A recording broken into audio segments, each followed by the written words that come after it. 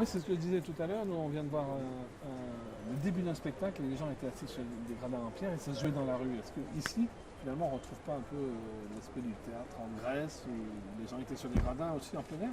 Oui, le théâtre antique, où on écoutait un chœur et des acteurs depuis les gradins d'un amphithéâtre.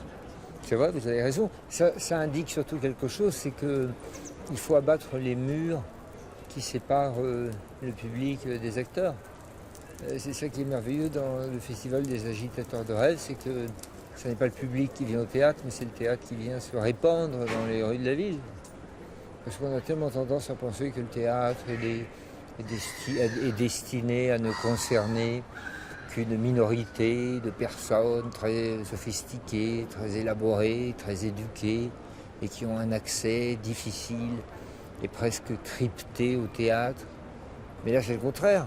C'est le théâtre qui vient montrer qu'il est une fête, un langage, une joie de vivre, quoi. Alors, on s'assied, et puis tout d'un coup, la magie apparaît. Tout en restant sur un créneau, il me semble, exigeant, sur le plan des textes notamment.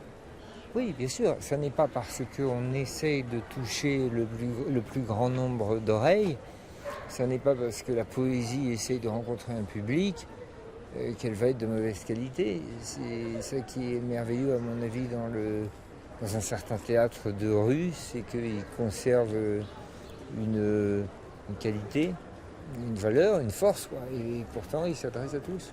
Oui, bien sûr, non, mais je suis absolument d'accord qu'il ne faut pas croire que parce qu'on s'adresse au plus grand nombre, il faut qu'on donne de la pâté ronron, quoi. Ou du canigou, enfin je sais pas si ça existe encore ces choses-là, mais enfin vous voyez ce que je veux dire, quoi.